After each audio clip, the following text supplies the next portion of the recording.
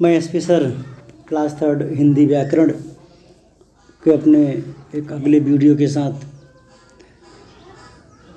आए हैं और आप लोग बुक को पेन कर लीजिए। व्याकरण की कॉपी भी कंप्लीट करते चलिए, क्योंकि आप लोग एक भी इमेज भेज नहीं रहे हैं हमें देखने के लिए। तो चैप्टर 12 अव्यय पढ़ाएंगे आज। जो है अव्यय क्या होता है, ये बहुत ही इम्पॉर्टेंट चैप्टर है जो क्लास 10 तक बहुत ही इम्पॉर्टेंट रहेगा, ये चलेगा साथ में।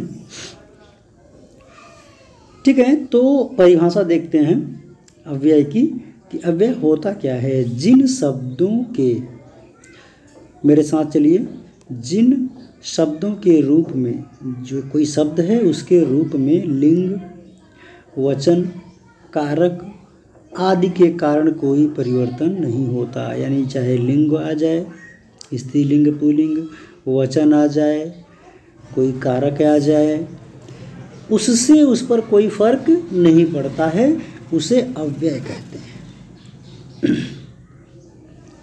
अव्यय या अविकारी या विकारी शब्द कहते हैं, यानी तीनों नाम उसी का है। अविकारी या विकारी शब्द कहते हैं। जैसे शीघ्र, तेज, बहुत, पास, तक, तथा, अथवा, किंतु, वाह, उफ आदि, ये सब शब्द में लिंग, वचन, कारक का कोई प्रभाव नहीं पड़ता और इसमें कोई परिवर्तन नहीं होता है, इसलिए ये अव्यय कहलाते हैं या विकारी शब्द कहलाते हैं या अविकारी कहलाते हैं। तीनों एक ही है। अब हम आगे बढ़ते हैं। अव्यय के भेद। अव्यय के भेद, अव्यय कितने प्रकार के होते हैं ये देखेंगे। तो अव्यय यहाँ पे देखिए कितना अच्छा बताया गया है। ये अव्यय कि अव्यय कितने प्रकार के होते हैं, हम जो है ये देखते हैं कि अव्यय यहाँ पे मुख्यतः 4 प्रकार के बताए गए हैं। क्रिया विशेषण, संबंध बोधक, समुच्चय बोधक और विस्मयादि बोधक, ये 4 प्रकार के बताए गए हैं। तो हम देखते हैं पहला क्रिया विशेषण, कि क्रिया विशेषण के नाम से ही पता चलता है कि यह क्रिया की विशेषता को प्रकट करेगा।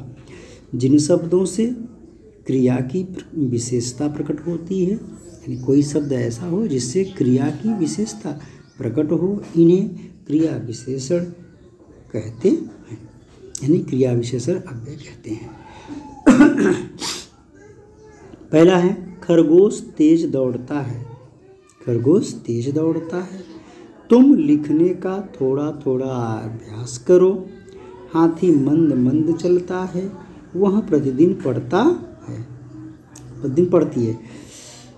तो अब देखिए इसमें हम क्या देखते हैं कि इन वाक्यों में तेज, थोड़ा थोड़ा, मंद मंद, प्रतिदिन शब्द क्रमशः दौड़ने, अभ्यास करने, चलने, पढ़ने की क्रिया की विशेषता बताने का कारण है, इसलिए क्रिया विशेषण है। जैसे हाथी चलता तो है लेकिन मंद मंद, तो ये क्रिया है, इसकी विशेषता है।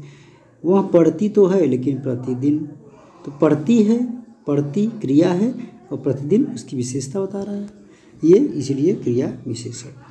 नेक्स्ट पेज पे आइए, नंबर 2 पे। संबंध बोधक, ये इसके नाम से ही पता चल रहा है कि ये संबंध का बोध कराएगा। जो शब्द किसी संज्ञा या सर्वनाम के साथ आकर, कोई ऐसा शब्द जो संज्ञा या सर्वनाम के साथ आकर के उसका संबंध वाक्य के दूसरे शब्दों से बताता है, यानी जब वो आ जाए और वह संबंध किसी और शब्दों से बताए तो संबंध बोधक शब्द कहलाते हैं। जैसे हम पहला उदाहरण देखते हैं कि दुकान के बाहर भिखारी बैठा है। दुकान के बाहर भिखारी बैठा है। लीला लता के साथ खेल रही है। राधा घर के भीतर है। मनुष्य विद्या के बिना पशु है।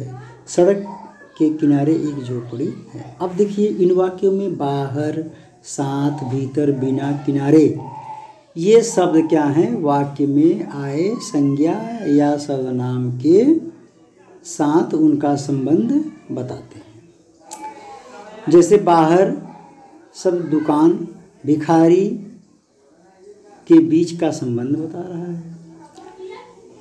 साथ शब्द लीला व लता के बीच का संबंध बता रहा है, अतः ये संबंध बोधक है।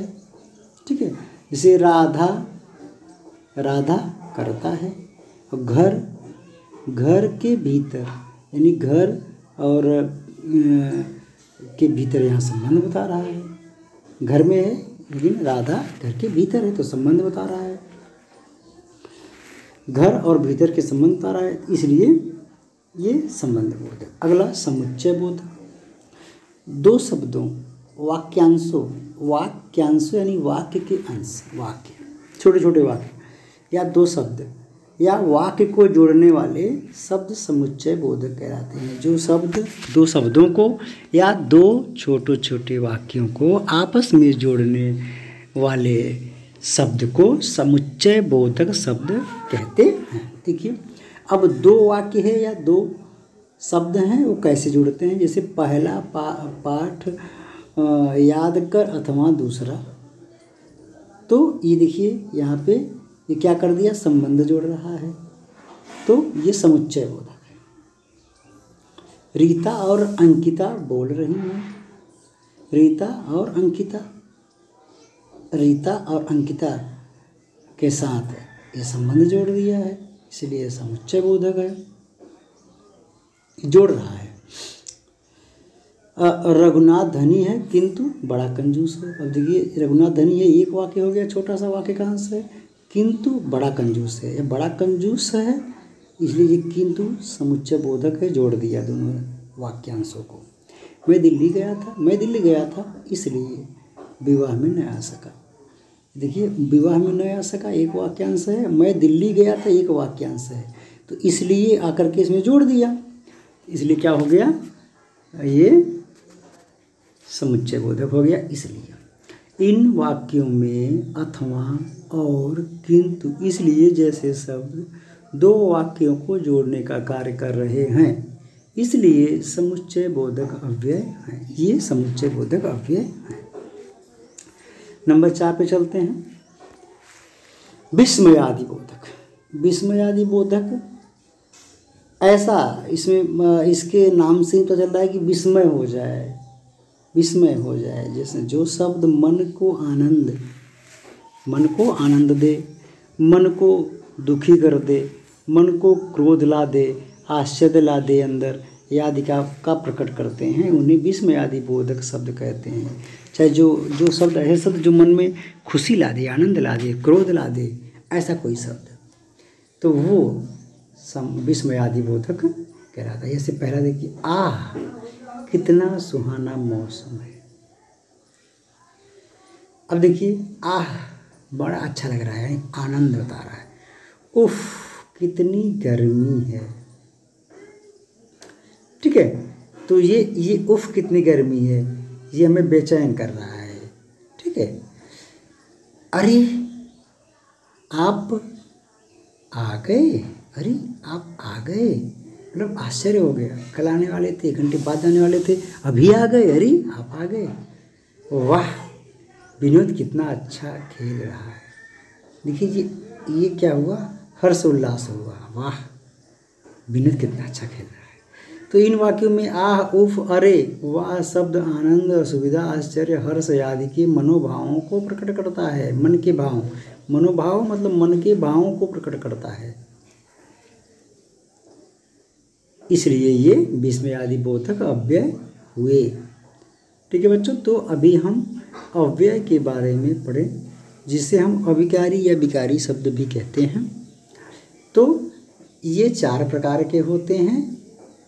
ठीक है। क्रिया विशेषण जो क्रिया की विशेषता बताता है, संबंध बोधक जो संबंध को बनाता है, समुच्चय बोधक जो 2 वाक्यों या 2 शब्दों में आपस में संबंध स्थापित कर दे, विस्मयादि बोधक जो शब्द हमने बताया अभी, जैसे दुख है, हर्ष है, और क्रोध है, आश्चर्य है, ऐसे भावों को प्रकट कर दे, मन के भावों को प्रकट कर दे, वो विस्मयादि बोधक शब्द कहलाते हैं।